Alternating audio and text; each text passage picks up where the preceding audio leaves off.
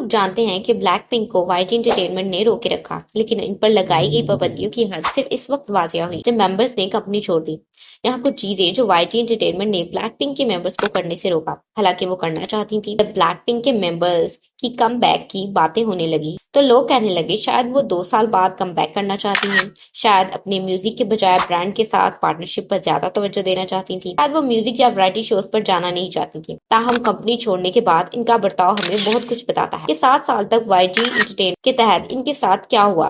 جب کمپنی کے ساتھ ان کی انفرادی معاہدہ ختم ہو گیا تو سب لوگ ان کے اگلے اقدامات دیکھنے کے لیے پرجوش تھے۔ یہ نامعلوم تھا کہ آیا وہ آئیڈیل بننے کا سلسلہ جاری رکھیں گی یا دوسری صنعتوں میں قدم رکھیں گی، لیکن ہر کوئی ان کے مستقبل کے بارے میں تجسس میں تھا۔ جینی نے سب سے پہلے حرکت کی جب انہوں نے اعلان کیا کہ انہوں نے اپنی کمپنی اوڈیکلیئر شروع کی تاکہ وہ اپنی انفرادی سرگرمیوں کو سنبھال سکیں۔ انہوں نے نئی کمپنی میں شامل ہونے کے بعد چند مہینوں میں بہت سی سرگرمیاں کی۔ خبر میں یہ اعلان کیا گیا کہ وہ 5 سال بعد پہلی بار کوئی کوریا کا ورائٹی شو میں واپسی کریں گی اور ٹی وی این کے شو اپارٹمنٹ 404 شرکت کریں گی۔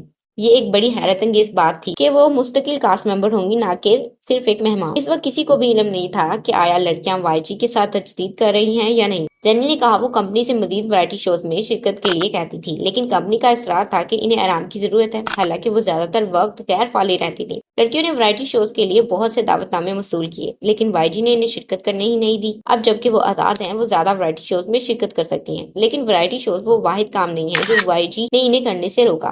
لیسا نے اپنی مدت کے دوران بہت کم فیشن ایونٹس میں شرکت کی، حالانکہ وہ مشہور برانڈ جیسے کسلین اور بلغاری کی نمائندگی کرتی تھی۔ وائی جی نے ایک بار انہیں پیرس میں بلغاری ایونٹ میں شرکت کرنے سے روکا تھا، جبکہ دوسرے ممبر نے ایونٹ میں شرکت کی۔ وائی جی انٹرٹینمنٹ نے بہت سے فنکاروں نے بلیک پنک کے ساتھ تعاون کی خواہش ظاہر کی، لیکن یہ کبھی نہیں ہو سکا۔ وائی جی کا خیال تھا کہ وہ اپنے فنکاروں کو خصوصی اور ناقابل رسائی بنا کر فائدہ اٹھا سکتے ہیں، لیکن اس کے بجائے وہ انہیں دنیا کے سامنے اپنے ہنر دکھانے سے روکتے تھے۔ اب جبکہ ممبر آزاد ہیں، ہم امید کرتے ہیں کہ وہ اپنے فن کو مکمل طور پر دکھا سکتے ہیں۔ اس بارے میں آپ کا کیا خیال ہے؟ کامنٹ میں بتائیے گا۔